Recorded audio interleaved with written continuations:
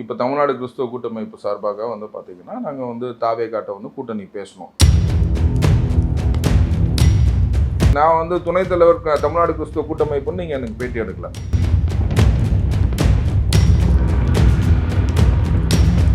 ஒருவேளை கூட்டமைப்பு வந்து திமுகவையோ அதிமுகவையோ ஆதரிக்குதுன்னா அதன் பிறகு வந்து நீங்க யாரையும் ஆமா நாங்க ஆதரிச்சு பேசக்கூடாது. ஏன்னா இல்லைன்னா அதை பொறுப்பை விட்டு நம்ம விலகிக்கணும்.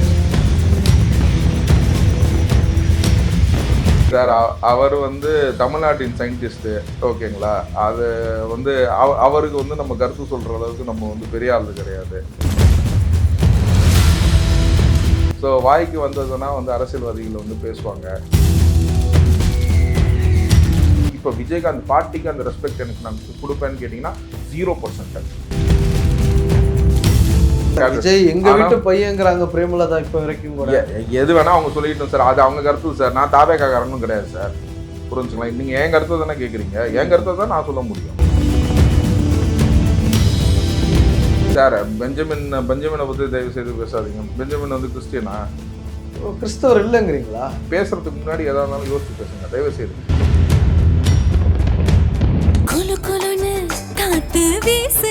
உங்கள் சத்யாவில் குளு குளு ஏசி ஆஃபர்.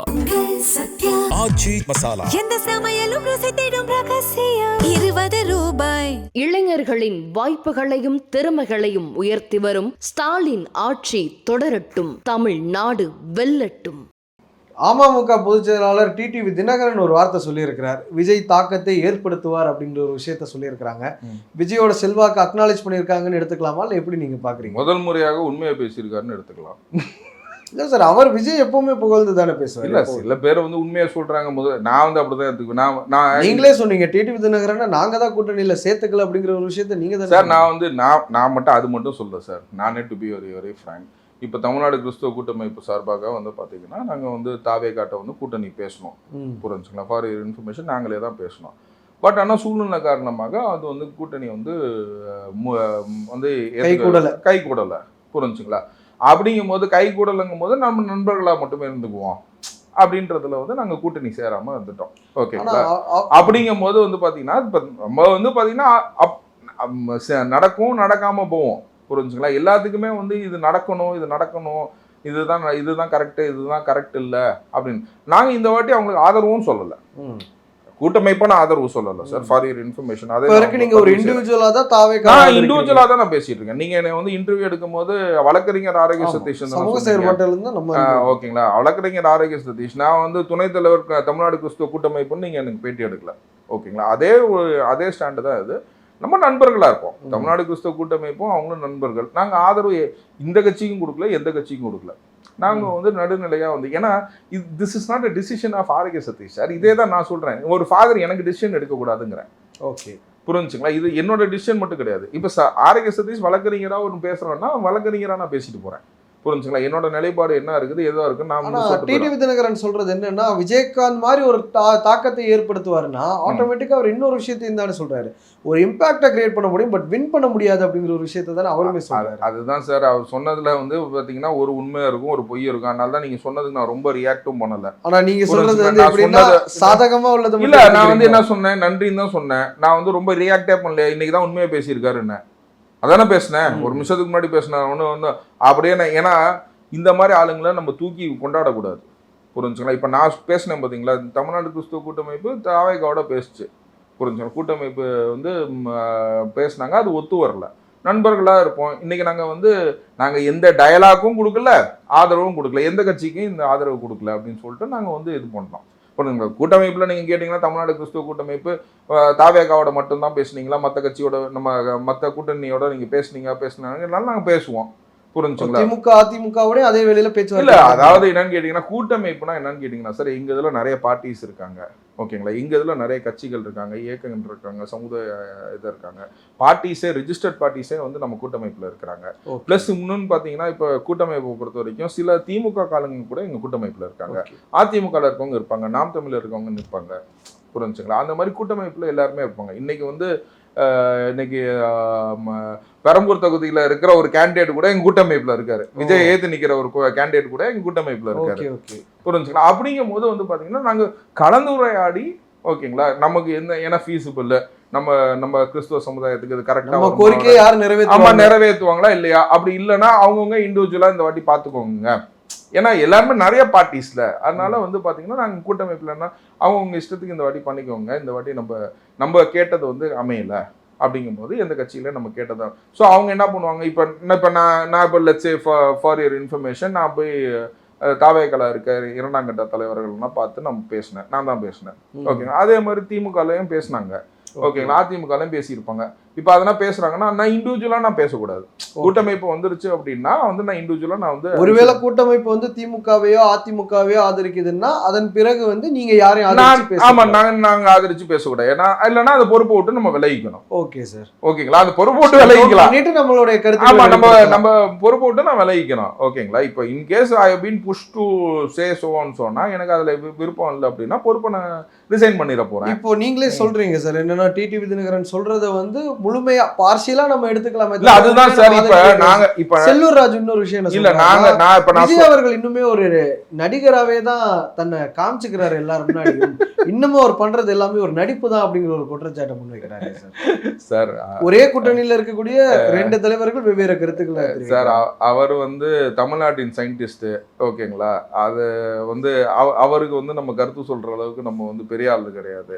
ஓகேங்களா? அவர் தமிழ்நாட்டின் சயின்டிஸ்ட். ஸோ வாய்க்கு வந்ததுன்னா வந்து அரசியல்வாதிகள் வந்து பேசுவாங்க. ஓகேங்களா? ஒரு சாதகமான முடிவை வந்து அவங்களுக்காக இது பண்ணுவாங்க. ஸோ இப்போ எப்படின்னு கேட்டிங்கன்னா, இப்போ ஒரு பிஞ்ச் பாயிண்ட் விஜய் தாக்கத்தை உண்டாக்குவார். பட் ஆனால் விஜயகாந்த் ஏன்னா விஜயகாந்த் இப்போ எந்த நிலைமையில இருக்காருன்னு தெரியும். Okay, I have due respect for Vijayakanth. Okay, for when he was alive. ஓகேங்களா? இப்போ விஜயகாந்த் பார்ட்டிக்கு அந்த ரெஸ்பெக்ட் எனக்கு நான் கொடுப்பேன்னு கேட்டிங்கன்னா 0%. நான் உங்களுக்கு எல்லாத்தையும் டிக்ளரே பண்ணல. ஓகேங்களா? 0% there is no respect for DMDK. ஓகேங்களா? DMDK for DMDK or DMK. Vijay எங்க வீட்டு பையங்கிறாங்க பிரேமலதா இப்ப வரைக்கும் கூட. எது வேணா அவங்க சொல்லிட்டோம் சார். அது அவங்க கருத்து சார். நான் தாவேக்காரனும் கிடையாது சார். புரிஞ்சுங்களா? நீங்க என் கருத்தை தானே கேட்குறீங்க. என் கருத்தை தான் நான் சொல்ல முடியும். புரிஞ்சுங்களா? அதனால தான் நான் வந்து நான் வந்து ஒரு எந்த கட்சியிலும் எந்த கார்டையும் போட்டு நான் உட்காரல sir. For your information, I am not party cadre of TVK or anything.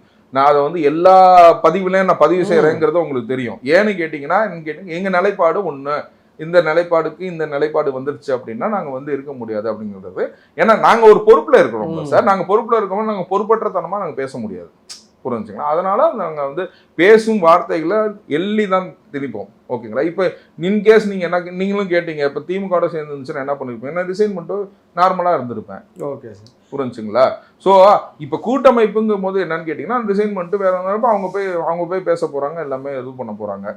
அப்படிங்கும்போது என்ன பண்ணுவாங்க? இப்போ எங்க கூட்டமைப்புல நாம் தமிழர் இருக்காரா, தாவேக்கா இருக்காங்களா, திமுக இருக்காங்களா, அவங்க சார்ந்தவங்களுமே இருப்பாங்க. முஸ்லீம் மதத்திலே அதேதான். அதிமுக ஆதரிக்கிறவங்களும் இருப்பாங்க, திமுக ஏன் பிஜேபி ஆதரிக்கிறவங்களும் கூட இருப்பாங்க. அதனால இந்த கட்சிக்காரங்களா, இந்த மதத்தை சேர்ந்தவங்களா இந்த கட்சியில தான் இருப்பாங்க, நமக்கு சுருக்கிட முடியாதுல்ல. இல்ல அதுக்கு தான் நாங்க சொல்றோம். நாங்க வந்து ஒரு ரெப்ரசன்டேஷன் கண்டக்ட் பண்ணுவோம். ஓகேங்களா? எங்களோட கூட்டமைப்போட அதை பத்தி பேசினா நீங்க வந்து தாவேக்கால Joseph Vijay Christian, AIADMK Maduravoyal Benjamin Christian எல்லாரும் தானே இருக்கிறாங்க சார். பெஞ்சமினை பத்தி தயவு செய்து பேசாதீங்க. பெஞ்சமின் வந்து கிறிஸ்டியனா? அவர் அஃபிடவிட் பார்த்துருக்கீங்களா? கிறிஸ்தவர் இல்லைங்கிறீங்களா? அவர் அஃபிடவிட்டை காட்டுங்க. ஏன்னா மதுரவாயில் தனி தொகுதி கிடையாது இல்ல சார், பொது தொகுதியில தான் நிக்கிறாரு. அவர் அஃபிடவிட்டை காட்டுங்க சார். அவர் கிறிஸ்டியன்னு சொல்லி அஃபிடவிட்டை காட்டுங்க. நீங்க பேசுறதுக்கு முன்னாடி எதா இருந்தாலும் யோசிச்சு பேசுங்க தயவு செய்து. ஏன்னு கேட்டீங்கன்னா, இந்த கிறிஸ்துவத்துல நீங்க என்ற ஒரு கேள்வி கேட்டீங்கன்னா எனக்கு உடனே பதில் இருக்கும். ஏன்னு கேட்டீங்கன்னா, இது நீங்க பத்திரிகையாளரோட நாங்க அதுல ரொம்ப ரிசர்ச் பண்ணிக்கிட்டே இருக்கோம். ஏன்னா பெஞ்சமின் என்ன தெரியுங்களா சொன்னார் போன வாட்டி? நான் கிறிஸ்தவனே கிடையாதுன்னு சொல்லி அஃபிடவிட் போட்டாருங்க. அவர் வந்து தனி தொகுதியில் நின்னாரு. புரிஞ்சுங்களா? அவர் 2 எலெக்ஷனுக்கு முன்னாடியே இல்ல சார், 2 எலெக்ஷன் மதுரவாயல் பொது தொகுதி தானே அது. ஓகேங்களா? அதுக்கு முன்னாடி நின்னாருங்க. அவர் அஃபிடவிட் போட்டார், நான் கிறிஸ்துவனே இல்லைன்னு அஃபிடவிட் போட்டார். நீங்க யூடியூப்ல சர்ச் பண்ணி பார்த்தீங்கன்னா கூட அவர் இன்டர்வியூ கூட இருக்கு. புரிஞ்சுங்களா? இதுதான் பெஞ்சமின். அமைச்சர் பெஞ்சமின் தானே சொல்றேன். அமைச்சர் பெஞ்சமின் தான் சொல்றேன். நான் கவுன்சிலர் பெஞ்சமின் யாரையும் எனக்கு தெரியாது. அமைச்சர் பெஞ்சமின் அதிமுக கவுன்சிலராக இருந்தாரு. ஓகேங்களா? மேயராவும் இருந்தாரு. ஓகேங்களா? ஸோ எனக்கு வந்து அமைச்சர் பெஞ்சமின் அதிமுக காரு அவர்தான் தான் சொல்றேன். அவர் வந்து கிறிஸ்துவர்னு நாளைக்கு அஃபிடவிட் போட சொல்லுங்க, நானே ரொம்ப வெல்கம் பண்றேன். புரிஞ்சுங்களா? அப்பேற்பட்ட அவர்னா வந்து நானா கிறிஸ்துவன் இல்லைன்னு சொல்லி அஃபிடவிட் போட்ட மனுஷன் சார். இல்ல பெஞ்சமின் சுருக்க வேணா, ஒரு எக்ஸாம்பிளுக்காக தான் நான் சொன்னேன். இல்ல அதுதான் சொல்றேன். இந்த மாதிரி கிறிஸ்தவர்களும் இருக்கிறாங்க. புரிஞ்சுக்கலாம்? இந்த மாதிரி கிறிஸ்தவர்களும் இருக்காங்க. நான் கிறிஸ்தவன் இல்லைன்னு சொல்லிட்ட கிறிஸ்தவர்களும் இருக்காங்க. அப்படி ஒரு நாட்டில் தான் நம்ம வாழ்ந்துட்டு இருக்கோம். இவர் ஜெயக்குமார், நீங்க செல்லூர் ராஜுவை தான் சொல்றீங்க அவர் கருத்தை நம்ம பொருட்படுத்த வேண்டாம் அப்படின்னு. ஜெயக்குமார் சொல்றாரு கத்திரிக்காய் வந்து இது மார்க்கெட்டுக்கு விலை போய் தான் ஆகணும், எலெக்ஷன் ரிசல்ட்டுக்கு அப்புறம் பார்த்துருவோமே விஜயோட செல்வாக்கு என்ன அப்படிங்கிறாரு. ஆமா, அவர் எலெக்ஷனுக்கு முன்னாடியே வந்து அவர் சொன்னது என்னன்னு கேட்டிங்கன்னா, நானா வந்து 0லேருந்து ஆரம்பிக்கிறேன், போன எலெக்ஷன்ல வந்து திமுக வந்து 40,000லேருந்து ஆரம்பிக்குது அப்படின்னாரு. தனக்கு ஒரு ரீசன் சொல்லணும்னா எந்த சூழ்நிலை அப்படிப்பட்ட ஜெயக்குமார் ஏன் இந்த எலெக்ஷன்ல நிக்கணும்? உனக்கு தான் 40,000 ப்ளஸ்ஸில் தான் உனக்கு ஓட்டு போகுதுன்னு தெரியுதுல்ல, அப்படிங்கும் போது என்ன எதுக்கு நீ எலெக்ஷனில் நிற்கணும்? சார் சொன்னவங்க தானே சார் சொல்கிறீங்க, நீங்கள் சொன்னவங்க வார்த்தைகளை தான் சார் நானும் திருப்பி போட்டு கேட்டுறேன், புரிஞ்சுங்களா? ஏன் அப்படின்னு கேட்டிங்கன்னா, இன்றைக்கி இந்த வாட்டி விஜய் இருக்கார், விஜய் வந்து அந்த ஓட்டை வந்து கேபிட்டலைஸ் பண்ணிடுவார் அப்படின்ற ஒருவேளை ஓட்டை பிரிப்பாரு, அது நமக்கு பலமாக அமைதுன்னு நினைக்கிறாரோ? அது அவர்கிட்ட தான் நீங்கள் கேட்கணும், புரிஞ்சுங்களா? இதை பேசுனது யாரு? அவர் தானே பேசினாரு. ஒருத்தர் பேசுனதுக்கும் நம்ம வந்து பதில் சொல்லிட்டு இருக்க முடியாது சார், புரிஞ்சுங்களா? யார் பேசுனதுக்கும் பேசுறவர்கள் யாருமே முக்கிய தலைவர், அந்த முக்கிய தலைவர்கள் பேசுனதை நான் ரீகால் பண்ணி அதையும் போட்டு காட்டுறேன். 40,000 ஓட்டு அவங்க ஸ்டார்ட் பண்றாங்க, நான் 0லேருந்து ஸ்டார்ட் பண்றதுன்னு சொன்னதும் ஜெயக்குமார் தானே. அந்த ஜெயக்குமார்கிட்ட போய் இந்த கேள்வி கேளுங்க, புரிஞ்சுங்களா? அமைச்சர் ஜெயக்குமார் அந்தவர் இன்னைக்கு வந்து சார் இன்னைக்கு வந்து எதுக்கு சார் ஏன் விஜய் விஜய் விஜய்னு எல்லாருமே பேசுறாங்கன்னா, விஜய் மட்டும்தான் சார் இன்னைக்கு ஸ்டாரு, புரிஞ்சுங்களா? மற்ற எல்லாமே ஃபேட் அவுட் ஆன பல்பு சார், எல்லாம் மற்றவங்கன்னா ஃபேட் அவுட் ஆன பல்பு. எனக்கு ரொம்ப மரியாதை உண்டு, அவர் ஒரு வழக்கறிஞர். ஜெயக்குமார் வந்து பர்சனலாக நான் சொல்கிறேன், ஒரு வழக்கறிஞர். அவர் வந்து 293 நினைக்கிறேன் அவரோட சேம்பர் நம்பர் கூட, புரிஞ்சுங்களா? என் சேம்பர் 3rd ஃப்ளோரு, அவர் 2nd ஃப்ளோரு, புரிஞ்சுங்களா? இன்னும் அவர் போர்டு இருக்குது, எல்லாமே இருக்குது. பட் ஆனால் அவர் பேசின பேச்சு வந்து இன்னைக்கு திருப்பி எடுக்க முடியாதுல்ல, புரிஞ்சுங்களா? இவங்க கூட நாங்கள் வந்து கூட்டணி வச்சனால தான் எங்களுக்கு வந்து ஓட்டே போச்சு, மைனாரிட்டி ஓட்டே போச்சு, ராயபுரத்தில் எனக்கு நிற்கிறதுக்கு ஸ்டாண்டே போச்சுன்னு சொன்ன அதே ஜெயக்குமார் இன்னைக்கு அதை மாற்றி பேசினாருன்னா நீங்கள் ஜெயக்குமார்ட்ட தான் போய் கேட்கணும். கருத்துக்கள் வந்து ஒவ்வொரு காலகட்டத்தில் மாறும். ஏன்னா விஜய் அவர்கள் அந்த கருத்து இல்ல சார், இல்ல சார், அந்த கருத்து வந்து நீங்கள் தான் போய் அவர்கிட்ட தான் கேட்கணும், புரிஞ்சுங்களா? ஜெயக்குமார்ட்ட தான் கேட்கணும். அதுக்கு தான் நான் பதில் சொல்கிறேன், புரிஞ்சுங்களா? நான் சொன்ன பதிலுக்கு நீங்கள் பதில் கேட்காதீங்க, ஓகேங்களா? நான் சொன்ன பதில் வந்து ஜெயக்குமார் இப்படி பேசியிருக்காரு, அதுக்கு என்ன சொல்றீங்கன்னா நானும் கேட்குறேன். அப்படி சொன்ன ஜெயக்குமார் இன்னைக்கு மாற்றி பேசுறாருன்னா இன்னைக்கு என்னத்துக்கு போய் என்டிஏல கூட்டணி வச்சாருன்னு அவர்கிட்ட போய் கேளுங்கன்னு நான் சொல்றேன். இன்னொரு விஷயம் சார், இன்னைக்கு பாண்டிச்சேரிக்கு போயிருக்கிறாரு. இன்னைக்கு நம்ம பார்க்குறோம் கட்டுக்கடங்காத கூட்டம் தான் வருது. அங்கே வந்து என்ன சொல்றாருன்னா, திமுக காங்கிரஸ் கூட்டணி வந்து தமிழ்நாட்டில் எப்படி ஒரு ஒட்டாமல் இருக்குதோ, ஒரு ஜெல்லாகாமல் இருக்குதோ, பொருந்தா கூட்டணியாக இருக்கோ, பாண்டிச்சேரியிலையும் அதே மாதிரி தான் இருக்குது அப்படிங்கிறாரு. திமுக காங்கிரஸ் கூட்டணி ஒரு ஜெல்லாகாமல் இருக்குன்னா அதை நம்ம பலமாக தானே பார்க்க முடியும். நமக்கு என்ன அதை பற்றி கவலைப்பட வேண்டிய விஷயம்? அதை பற்றி மக்களுக்கு சொன்னால் தானே சார் தெரியும். எல்லாத்தையும் எடுத்து சொல்லணும்ல சார்.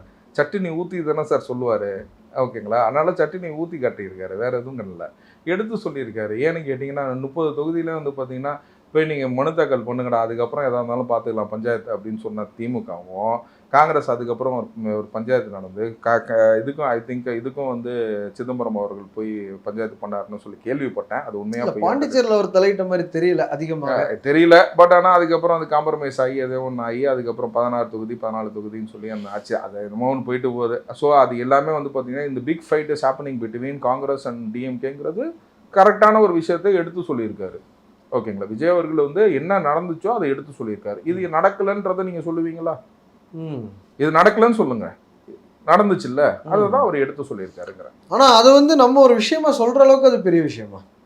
ஏன்னா அது வந்து பொலிட்டிக்கலா நமக்கு கெயின் ஆகுதுன்னா அதையே நம்ம சொல்லணும். இல்ல பொலிட்டிக்கலா கெயின் ஆகுதுன்னா அதுதான் ஒரு விஷயத்த மக்கள்கிட்ட எது செய்யணும். என்னன்னு கேட்டீங்கன்னா இவங்களே வந்து பொருந்தா கூட்டணியா இருக்கிறாங்க. ஏன்னா ஆதவர்ஜுனா வில்லிவாக்கம் கூட்டத்துல பேசுறாரு, வில்லிவாக்கமா எக்மோர் 2 கூட்டத்துல ஏதோ ஒண்ணு. இதுல காங்கிரஸ் வந்து எங்களோட வர்றதுக்கு தயாரா இருந்தது. இப்போ senior young guards versus old கார்ட்ஸ்ன்னு இருக்கும். ஓல்ட் கார்ட்ஸ் எல்லாம் சேர்ந்து தான் ராகுல் காந்தியை கன்வின்ஸ் பண்ணி கூட்டணிக்கு போயிட்டாங்க அப்படின்னு.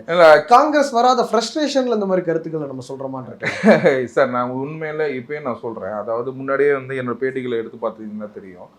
நான் வந்து என்ன சொன்னேன், காங்கிரஸ் வந்து தாவேகாவோட சேர்ந்துச்சுன்னா காங்கிரஸ் வந்து டபுள் டிஜிட்டுக்கு போயிடும் அப்படின்னு நான் சொன்னேன், ஓகேங்களா? இதுவே வந்து இன்னைக்கு நான் சொல்றேன் சார், சீட்லயா இல்லை ஓட்லயா?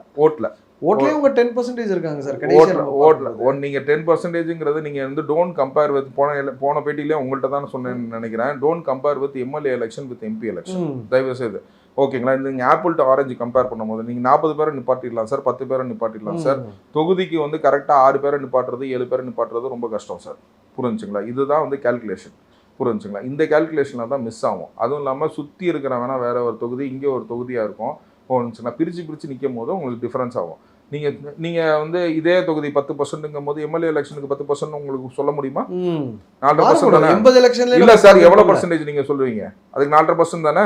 ம். இதுக்கு 10% சொல்ற அதே பிரதர் நீங்க இதுக்கு 4.5% தானே வந்துச்சு, வேற எதுவும் வரலல்ல. ம். புரிஞ்சுங்களா? அது ஸோ அப்படிங்கும் போது நீங்க don't compare with apple to oranges. So காங்கிரஸோட பர்சன்டேஜ் வந்து 4.5% தான்.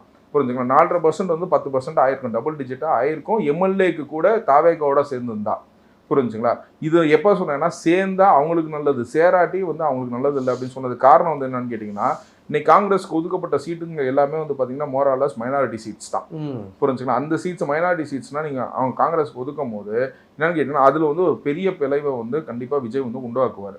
அந்த பிளவை உண்டாக்கும் போது பார்த்தீங்கன்னா 4.5% வந்து ஸ்ட்ரைட்டாக 2.5%க்கு வந்துருவார். 2% தான் காங்கிரஸ் வரும். இறுதியில் மே 4 அன்னைக்கு நீங்களே ரிசல்ட் பார்க்கும்போது பார்த்துக்கோங்க. காங்கிரஸுங்கிறது அவுட் ஆஃப் டாபிக் இருந்தாலும் நீங்கள் சொன்னனால இந்த கேள்வியை துணை கேள்வியாக தான் கேட்குறேன். ராகுல் காந்தி அவர்கள் இப்ப இருக்க பிரச்சாரத்துக்கே தமிழ்நாட்டுக்கு வரலையே சார். மோடி அவர்கள் கூட ஒரு 3 முறை வந்துட்டாங்க. ராகுல் அவர்கள் இப்ப இருக்க வரலன்னா ஏதாவது ஒரு வாய்ப்புகள் இருக்கா? தேர்தலுக்கு பின்னாடி ஏதாவது ஒரு தேர்தலுக்கு பின்னாடி ப்ராபபிலி ஏதாச்சும் வாய்ப்பு இருக்கும். பட் ஆனால் அந்த வாய்ப்பு என்னன்னு கேட்டிங்கன்னா, இந்த அவங்களுக்கு ஒதுக்கப்பட்ட தொகுதிகளை நான் வச்சு பார்க்கும்போது பார்த்தீங்கன்னா அவங்க ஃபர்ஸ்ட் ஜெயிக்கவே வாய்ப்பு இல்லைன்னு நினைக்கிறேன். அப்படிங்கும் போது அந்த வாய்ப்பை வந்து அவர் இழந்து விட்டார். புரிஞ்சுங்களா? ஒரு ராங் டிசிஷன் இந்த ராங் டைம் அப்படின்னு நினைப்பேன். நான் வந்து ஃபஸ்ட்டே வந்து பார்த்தீங்கன்னா, இப்போ கடந்த தேர்தலில் வந்து பார்த்தீங்கன்னா காங்கிரஸ் இருக்கிற நிலைப்பாடில் நான் ஃபஸ்ட்டே வந்து சொன்னேன். இந்த நம்ம பீகார் எலெக்ஷன் போதே நான் வந்து சொல்லும் போது என்ன சொன்னேன், காங்கிரஸ் வந்து பார்த்தீங்கன்னா ஃப்ரெண்ட்லி ஃபைட்டர்னு 9 தொகுதியில் போட்டி போட்டாங்க. புரிஞ்சுங்களா? அது அந்த இடத்துல வந்து நான் என்ன கருத்து சொன்னேன்னா, as a big brother attitude வந்து அந்த 9 தொகுதியை வந்து காங்கிரஸ் வந்து விட்டு கொடுக்கணும் அப்படின்னு சொன்னேன். அதாவது எனக்கும் அதுக்கும் சம்மந்தமே கிடையாது. ஓகேங்களா? நீங்கள் வந்து எனக்கு ஒரு வெஸ்டர்ன் இன்ட்ரெஸ்ட் வந்து இங்கே நம்ம தமிழ்நாடு இன்ட்ரெஸ்ட்டில் இருக்குதுன்னு நீங்கள் நினச்சிக்கிட்டா கூட பீகாருக்கும் நமக்கு சம்மந்தமே கிடையாது. ஏன்னு கேட்டிங்கன்னா, காங்கிரஸ் நல்லா இருக்கும்னு நம்ம நினைக்கிறோம். ஈவன் தோ வந்து பார்த்தீங்கன்னா எதிரி கூட்டத்தில் அது இருந்து நாசமாக போன தீய சக்தி திமுகவோட அது கூட்டணியில் இருந்தால் கூட காங்கிரஸ் நல்லா இருக்கணும்னு நினைக்கிறவங்க நிறைய பேர் இருக்காங்க. புரிஞ்சுக்கலாம்? அது ஒரு நெக்ஸ்ட் நேஷனல் பார்ட்டின்னு பார்த்தீங்கன்னா இட்ஸ் காங்கிரஸ் ஒன்லி சார். அந்த விதத்தில் வந்து எல்லாத்தோட எண்ணம் நினைப்பு எல்லாமே இருக்குது இப்பயும். ஓகேங்களா? இப்போ என்ன ஆனால் ப்ராபபிலி அவங்க வந்து தப்பான கூட்டணியோட சேர்ந்ததுனால வந்து பார்த்தீங்கன்னா இந்த வாட்டி அவங்க வாஸ் அவுட் ஆகிறதுக்கு நிறைய வாய்ப்புகள். உங்கள் சத்யாவில் குளு குளு ஏசி ஆஃபர். ஆச்சி மசாலா. எந்த சமையலும் ருசி தேடும் ரகசியம் 20 ரூபாய். இளைஞர்களின் வாய்ப்புகளையும் திறமைகளையும் உயர்த்தி வரும் ஸ்டாலின் ஆட்சி தொடரட்டும். தமிழ்நாடு வெல்லட்டும்.